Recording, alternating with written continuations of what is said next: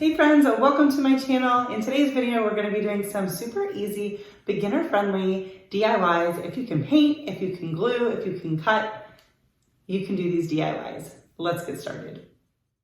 For this first one, we're going to use this rectangle sign from the Dollar Tree. This was from their fall selection, but they've got all different signs for the different seasons, also just kind of their neutral stuff in their decor area. I like to look for signs that are easily removed. As you can see, it just had some tabs there.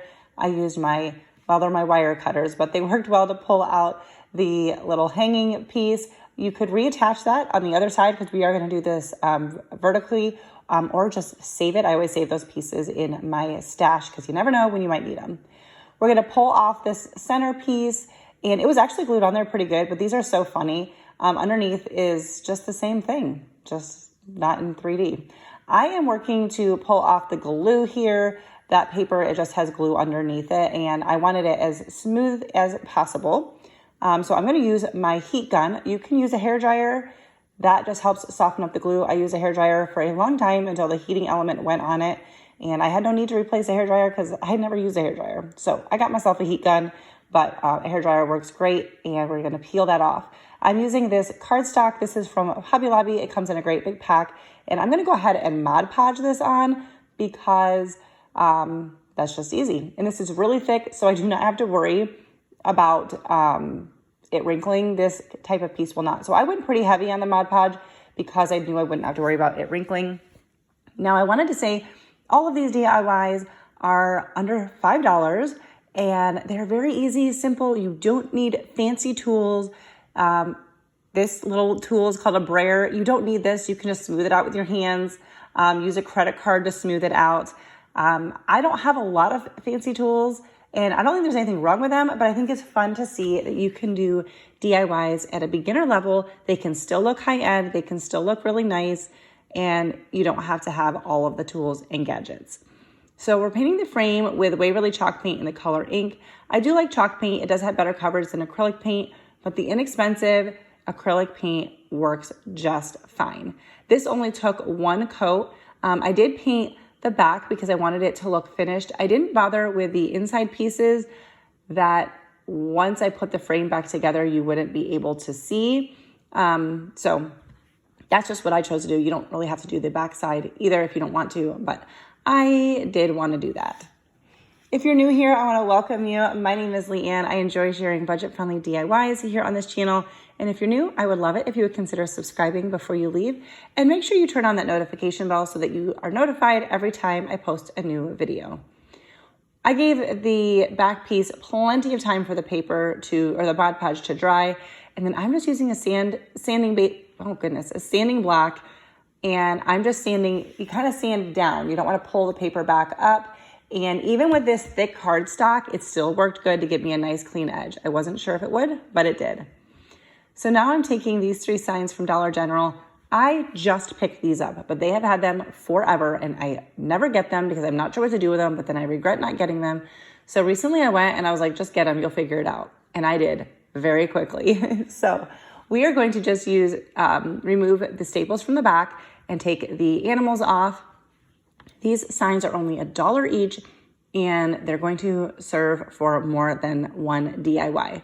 So simple as that. I just use a small flathead screwdriver to help lift them up, and then just pulled out the staples and set these signs to the side. Now we're going to place the back in, and I'm just using my scraper tool to help press those down.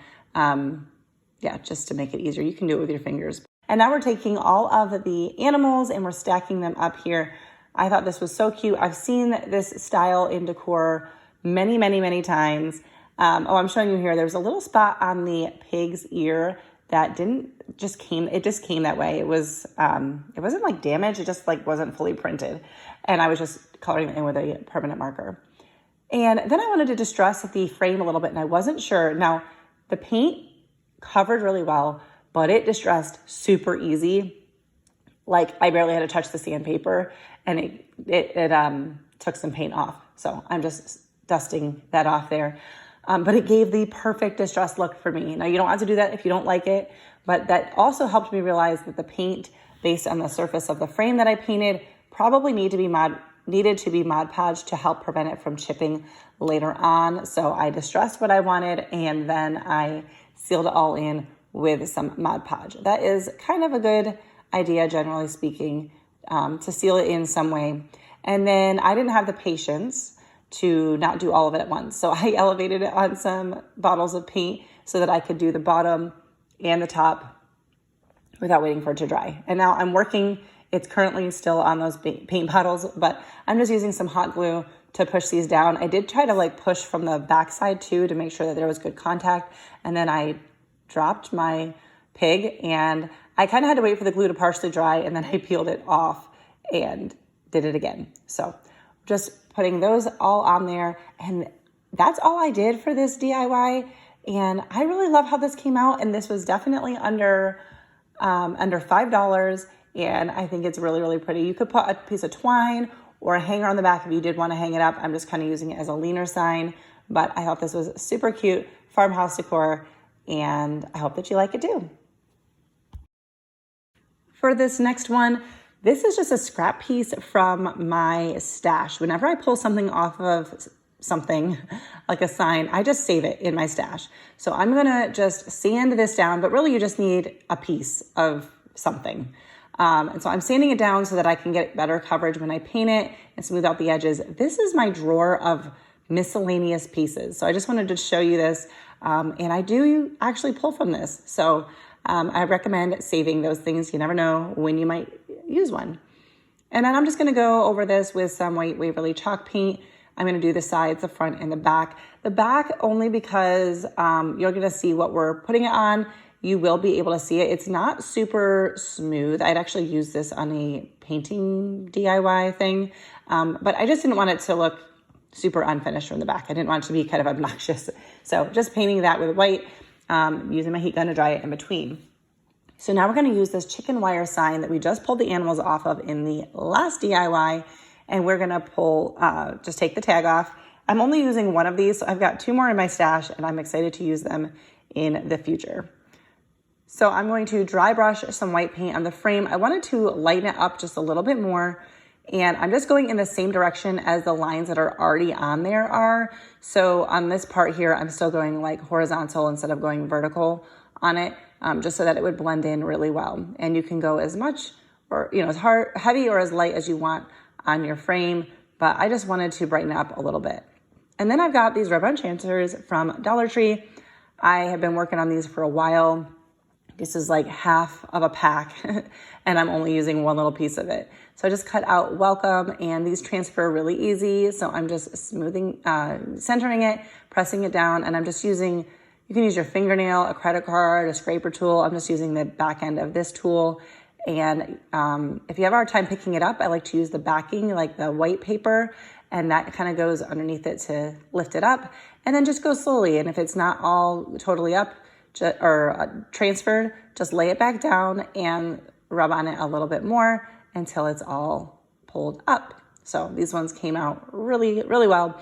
I wanted to add a little bit more. These are the greenery kind of, I don't know, floral pieces that were with the welcome, but they didn't fit. So I just went into another portion of my stash of the rub-on transfers. These are also from Dollar Tree. So, one of those sheets might be $1.25, but I'm using like the smallest percentage of it.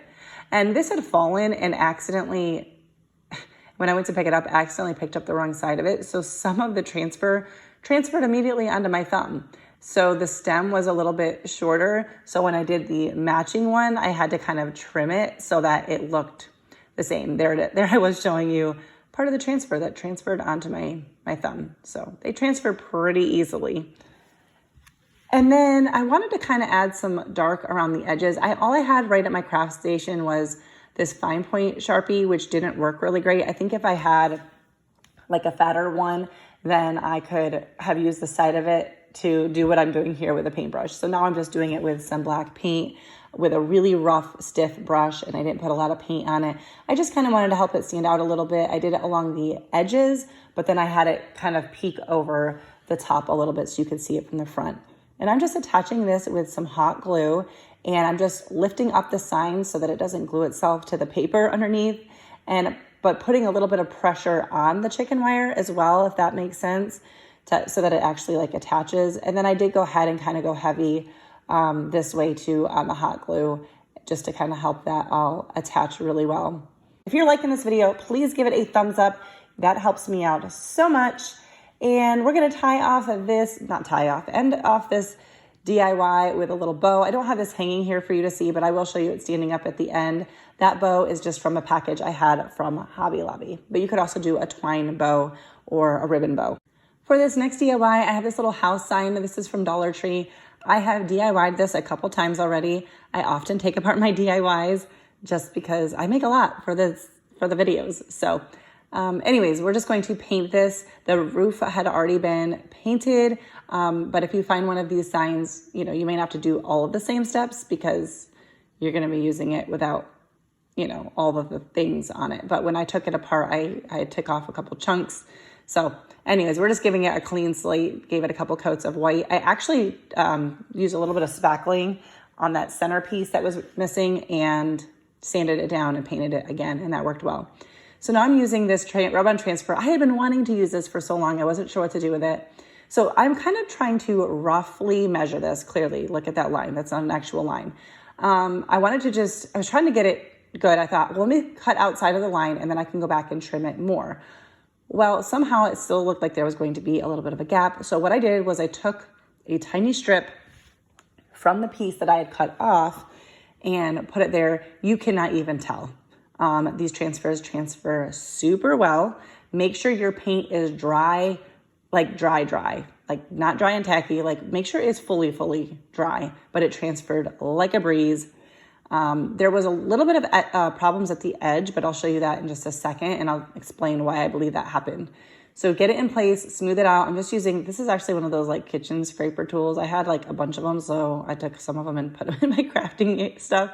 But the edges of this sign, I think, were a little bit rough, like the wood on it was rough, or it's probably not actually real wood. But that's why the edges were a little bit harder to transfer. I just kind of had to, you know, scrape and press a little bit more on the edges, but the rest of it just transferred like no problem whatsoever. So I really think that was just because the texture on this piece probably should have been smoothed out first. So you can see that came off super well.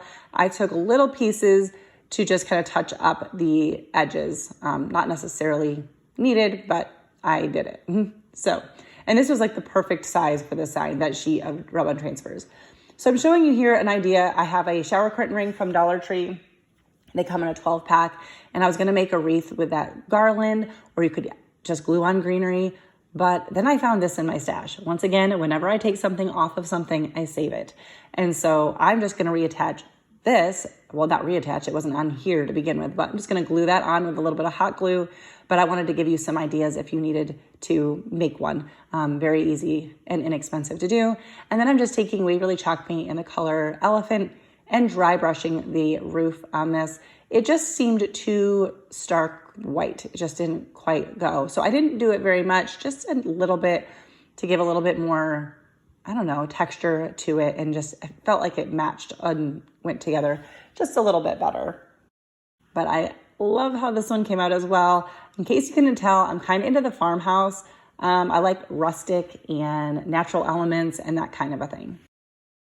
For this last DIY, I was choosing between these two different twine. This is from Dollar Tree. I'm going with this kind of tan and white one. I'm using another scrap piece. I will use this at some point in an actual DIY, but right now I'm just using it to wrap my tassel. And I wanted to show this to you in case you're not familiar with making tassels. We're going to make quite a few of them. I'm just going to show you one of them. I decided to wrap it around 20 times, but you can do that however big you want your tassel to be. You could wrap it around your fingers. This was just convenient for me. So I wrapped it around 20 times and cut it off. And then I'm taking another piece and we're going to tie off the very top of this. And I just double knot it. Wherever you knot it on the tassels, it might not be a bad idea to add a dot of glue, like hot glue or super glue or something like that. But I didn't. But you are, you know, it probably would be a little bit more secure if you did that. And then I'm taking another piece of twine and we're just going to tie off I guess you could call it the head of the tassel. I don't know if that's an actual term. I just wrapped it around a couple times and then tied it off in a double knot. We're going to be making a simple garland for this DIY. Sorry, sometimes my words are hard for me. We're going to tie that in a double knot.